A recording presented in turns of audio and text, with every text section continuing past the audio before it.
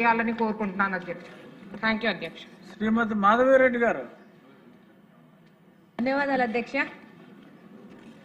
అధ్యక్ష, కడపలో G+3తో ఒక బీసీ భవనాన్ని నిర్మించడం జరిగింది అధ్యక్ష, 14 నుంచి 19 మధ్యన. అయితే బీసీ అన్నదమ్ములు ఈరోజు రీజనల్ బీసీ స్టడీ సర్కిల్ కావాలని వెనకబడి తరిగిన బీసీలకి ఈ పోటీ పరీక్షలకు ప్రిపేర్ అవ్వడానికి ఈ యొక్క స్టడీ సర్కిల్ పడితే బాగా ఉపయోగపడుతుందని వారి నుంచి రిక్వెస్ట్ అధ్యక్ష. బీసీ వెల్ఫేర్ మినిస్టర్ గారిని బీసీ స్టడీ సర్కిల్ కడపను అడ్డుబడ్డున ఉన్న బీసీ భవన్లో ఏర్పాటు చేయాలని కోరుకుంటున్నాను అధ్యక్ష. దాంతోపాటు అధ్యక్ష, చాలా ఎక్కువ రాయలసీమలో మైనార్టీలు ఉన్నారు అధ్యక్ష. కడప రాయలసీమకు నడిబొడ్డున ఉంటుంది అధ్యక్ష. కాబట్టి కడపలో ఒక మైనార్టీ వెల్ఫేర్, కడపలో regional centre for education and development of minorities ని ఏర్పాటు చేస్తే బాగుంటుందని రాయలసీమలోని మైనార్టీల యొక్క ఆశ అధ్యక్ష. అందుకని మైనార్టీ వెల్ఫేర్ మినిస్టర్ గారిని కోరుకుంటున్నాను అధ్యక్ష. అలాగనే అధ్యక్ష, కడపలో ఆల్రెడీ వక్త్ బోర్డు బిల్డింగ్ రెడీగా ఉంది అధ్యక్ష. దీన్ని మైనార్టీస్ కి ఈ యొక్క regional centre for educational and development minorities కి ఏర్పాటు చేయాలని కోరుకుంటున్నాను అధ్యక్ష. అంతేకాకుండా అధ్యక్ష, ఈ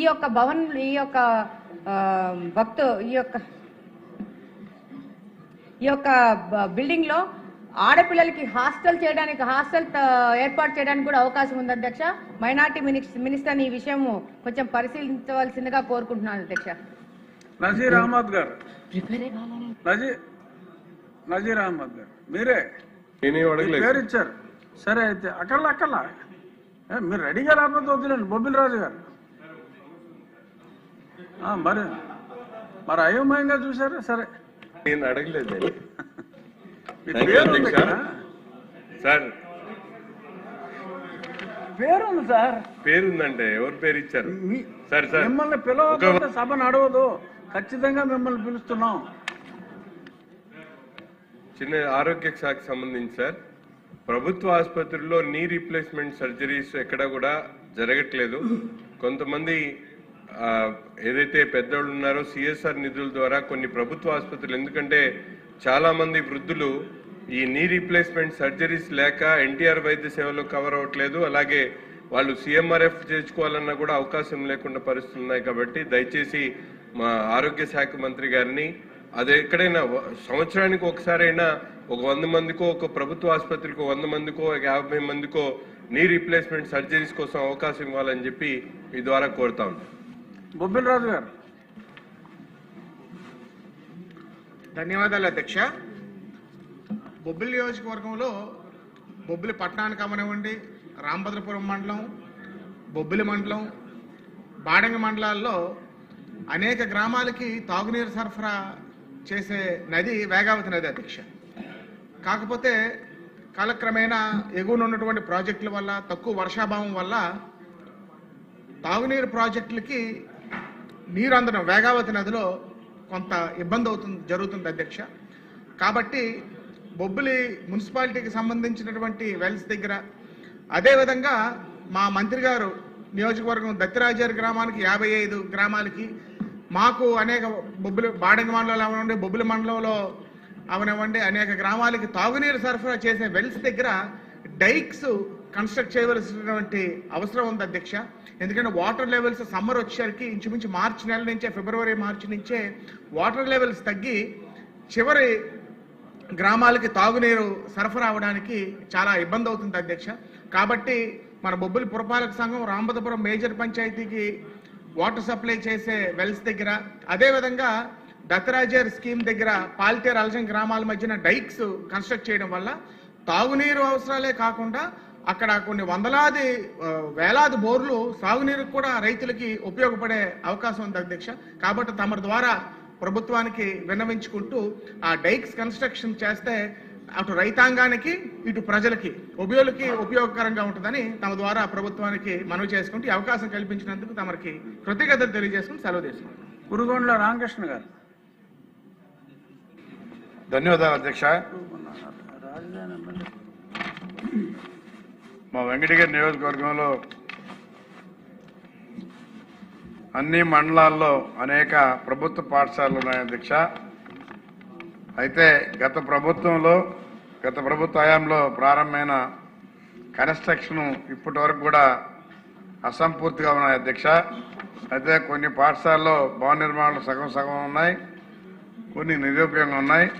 మరికొన్ని పాఠశాలలు అయితే భవనాలు శిథిలాస్తులు ఉన్నాయి అధ్యక్ష. సైదాపురం మండలంలో పోతేగుంట్లో స్కూల్ బిల్డింగ్ కూడా లేకుండా ఆ విద్యార్థులు చెట్ల కింద కూర్చొని చదువుతున్నారు అధ్యక్ష. దీనివల్ల విద్యార్థులకు సరైన వసతి గదులు లేక తీవ్ర ఇబ్బందులు ఎదుర్కొంటున్నారు అధ్యక్ష. ముఖ్యంగా గ్రామీణ ప్రాంతాల పేద విద్యార్థులపై దీని ప్రభావం ఎక్కువగా ఉంది అధ్యక్ష. గత ప్రభుత్వంలో ప్రారంభమై పెండింగ్లో ఉన్న అటువంటి అన్ని కూడా పూర్తి చేసి మరి కొన్ని బిల్డింగ్లు కూడా లేని దగ్గరలో కూడా నిర్మించాలని చెప్పని తమ ద్వారా ప్రభుత్వాన్ని కోరుతున్నాను అధ్యక్ష. అరవింద్ బాబు గారు. అధ్యక్ష ధన్యవాదాలు. ఈ సమస్య సభ్యులందరి అధ్యక్ష, సూపర్ 6 పథకాలు అమలు కాని వర్గాలు చాలా ఉన్నాయి అధ్యక్ష. 1,40,000 మంది అవుట్సోర్సింగ్ ఎంప్లాయీస్, యాప్కాస్ట్లో మున్సిపల్ ఎంప్లాయీస్ కానీ, అంగన్వాడీ టీచర్లు కానీ, ఆశా వర్కర్లు కానీ అధ్యక్ష,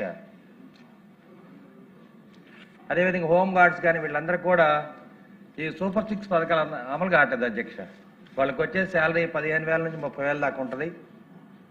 ఎక్కువగా మహిళలందరూ కూడా దాదాపు 52% మహిళలు ఈ ఎంప్లాయీస్ ఉన్నారు అధ్యక్ష. అంటే ఇల్లు మెయింటైన్ చేయాలన్నా కానీ, ఇంటి రెంట్ కట్టాలన్నా, కరెంటు బిల్లు కట్టాలన్నా ఈ శాలరీ సరిపోదు అధ్యక్ష. వీళ్ళందరూ కూడా సూపర్ 6 పథకాలు అమలు కావాలని చెప్పి ప్రతి ఎమ్మెల్యే కూడా అర్జీలు ఇవ్వడం జరిగింది అధ్యక్ష. మరి మీ ద్వారా సభ ద్వారా మానవీయ కోణంలో మానవత్వంతో ఉన్న మీరు కాబట్టి మరి సీఎం గారికి, డిప్యూటీ సీఎం గారికి చెప్పి ఈ సభ ద్వారా వారికి న్యాయం చేయాలని చెప్పి 1,40,000 మంది అవుట్సోర్సింగ్ ఎంప్లాయీస్ అడుగుతున్నారు అధ్యక్ష. ఇది తీవ్ర సమస్య. మీరు ఒకసారి దీని గురించి ఆలోచించి ప్రభుత్వానికి తెలియజేయాలి అధ్యక్ష. మీరు అన్నట్టు అందరి సభ్యుల దగ్గరికి వచ్చి వచ్చారు అధ్యక్ష. అందరి సభ్యుల సమస్య ఇది. బండారు సత్యానందరావు. ధన్యవాదాలు అధ్యక్ష. నేను ప్రస్తావించబోయే విషయం జలవనరుల శాఖ మంత్రికి సంబంధించిన విషయం అధ్యక్ష. సెంట్రల్ డెల్టాలో కొత్తపేట నియోజకవర్గంలో ఆత్రేయపురం మండల పరిధిలో లొల్లలాకుల పైన కొంచెం మెట్ట ప్రాంతంగా ఉంటుంది అధ్యక్ష. దానికి గ్రావిటీ మీదే నీరెళ్ళే పరిస్థితి లేదు. లిఫ్ట్ ఇరిగేషన్లు ఉన్నాయి అధ్యక్ష. అక్కడ ఉచ్చిలి, వసంతవాడ అనే 2 లిఫ్ట్ ఇరిగేషన్లు ఏపీఐడిసి కింద ఉన్నాయి అధ్యక్ష. ఉచ్చిలి స్కీమ్ వచ్చి 1,176 ఎకరాలు, వసంతవాడ స్కీమ్ వచ్చి 2,010 ఎకరాలు ఏపీఐడిసి కింద. అదేవిధంగా మేజర్ ఇరిగేషన్ కింద పేరవరం లిఫ్ట్ ఇరిగేషన్ స్కీమ్ ఒకటి 3,000 ఎకరాలు.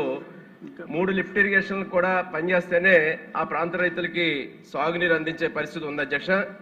3 కూడా డెవలప్డ్ కండిషన్లో మొత్తం కొంచెం శిథిలం అయిపోయి ఉన్నాయి అధ్యక్ష. అందులో ఉచ్చల్ స్కీమ్ అయితే మొత్తం శిథిలం అయింది. దాన్ని నిర్మాణానికి అంచనాలు వేయించడం జరిగింది, ఒక 9 కోట్ల రూపాయలు.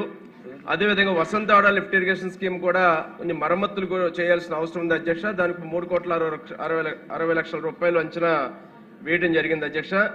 పేరవరం పంపింగ్ స్కీమ్ 5,000 ఎకరాలు మేజర్ ఇరిగేషన్ కింద, దాన్ని పూర్తిగా రెనోవేషన్ చేయవలసిన అవసరం ఉంది అధ్యక్ష.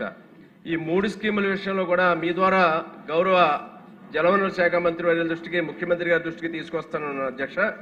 ఆల్రెడీ చాలా లిఫ్ట్ ఇరిగేషన్ స్కీములు రాష్ట్రంలో ఈ విధమైన పరిస్థితుల్లో గత ప్రభుత్వ నిర్వాహకం వలన చాలా ఇబ్బందులు పడుతూ ఉన్నాయి అధ్యక్ష. కానీ లక్షలాది ఎకరాలు ఆయకట్టు రైతులకు మేలు చేకూరుతుంది అధ్యక్ష. లిఫ్ట్ ఇరిగేషన్ స్కీములన్నీ కూడా రెనోవేట్ చేస్తే ఈ ప్రతిపాదనలు ప్రభుత్వం దగ్గర పరిశీలనలో ఉన్నాయనేది కూడా చెప్తూ ఉన్నారు అధ్యక్ష గౌరవ మంత్రివర్యులు. దీన్ని తక్షణం ఒక నిర్ణయం తీసుకుని పరిపాలనా అనుమతులు మంజూరు చేసి లిఫ్ట్ ఇరిగేషన్ అన్ని పునరుద్ధరించే కార్యక్రమాన్ని చేపట్టాలని మీ ద్వారా గౌరవ ముఖ్యమంత్రి గారిని, జలవనరుల శాఖ మంత్రి వారిని కోరుకుంటూ ఉన్నాను అధ్యక్ష. మద్దిపాటి వెంకటరాజు గారు. ధన్యవాదాలు అధ్యక్ష. మెట్ట ప్రాంతంగా ఉన్న మా గోపాలపురం నియోజకవర్గంలో యువతీ యువకులు అనేక మంది డిగ్రీలు చేతపట్టుకుని ఉద్యోగ అవకాశాల కోసం ఎదురు చూస్తున్న సందర్భం అధ్యక్ష. 2019-24 కాలంలో సరైన పెట్టుబడులు కానీ, పరిశ్రమలు కానీ లేకపోవడం, తరలిపోవడం వల్ల అప్పటి నుంచి డిగ్రీలు పూర్తి చేసుకుని యువతీ యువకులు చాలామంది ఉద్యోగాల కోసం ఎదురు చూస్తున్న సందర్భం. ఒక పక్క గౌరవ మంత్రి గారు నారా లోకేష్ గారి కృషి వల్ల విస్తృతంగా పెట్టుబడులను ఆకర్షించగలగడం, ఈ రోజున భారతదేశంలో 2వ స్థానానికి పెట్టుబడులు ఆకర్షించడంలో ఆంధ్రప్రదేశ్ రాష్ట్రం ముందంజలో ఉన్న సందర్భంలో చేతపట్టుకున్న డిగ్రీలకి అటు పరిశ్రమలకు కావాల్సిన నైపుణ్యతకు మధ్యలో విపరీతమైన గ్యాప్ ఉండడం వల్ల అధ్యక్ష ఉద్యోగ కల్పనలో కొంత మా ప్రాంతాలు వెనకబడి ఉన్నాయి. కాబట్టి మా ప్రాంతాలని ప్రత్యేక దృష్టితో చూసి అక్కడ నైపుణ్యతకు సంబంధించిన డెవలప్మెంట్ సెంటర్స్ ఏమైనా పెట్టి, అలాగే మా మట్ట ప్రాంతం మాదొకటే కాదు అధ్యక్ష, అటు చింతలపూడి కావచ్చు, పోలవరం కావచ్చు, కొవ్వూరు, ఇట్లా ఏదైతే ఆనుకుని ఉన్న నియోజకవర్గాలన్నింటిలో కూడా ఒక క్లస్టర్గా ఏర్పాటు చేసి ఈ నైపుణ్యత అభివృద్ధి కోసం ప్రభుత్వం ప్రత్యేక చర్యలు చేపట్టాలని కోరుకుంటూ, అవసరం అనుకుంటే దానికి ఆ యొక్క నిర్మాణానికి ఇన్ఫ్రాస్ట్రక్చర్ డెవలప్మెంట్ కోసం P4 నుంచి మేము నిధులు సమకూర్చుకోవడానికి సిద్ధంగా ఉన్నాం అధ్యక్ష. దానికి సపోర్టు ప్రభుత్వం నుంచి ఉండాలని కోరుకోవడం. రెండోది అధ్యక్ష, మీరు కూడా ప్రస్తావించారు ఒక సందర్భంలో, సుమారుగా 60 కిలోమీటర్ల నేషనల్ హైవే ఉండడం వల్ల అధ్యక్ష నిత్యం యాక్సిడెంట్లు జరుగుతున్నాయి అధ్యక్ష. దీని మీద మా ఎంపీ గారి యొక్క సహకారంతో కేంద్రానికి కూడా ఒక నివేదిక అందించాం అధ్యక్ష. దాని గురించి కూడా ఒక సానుకూలంగా ఎదురు చూస్తున్నాం. దాంతోపాటుగా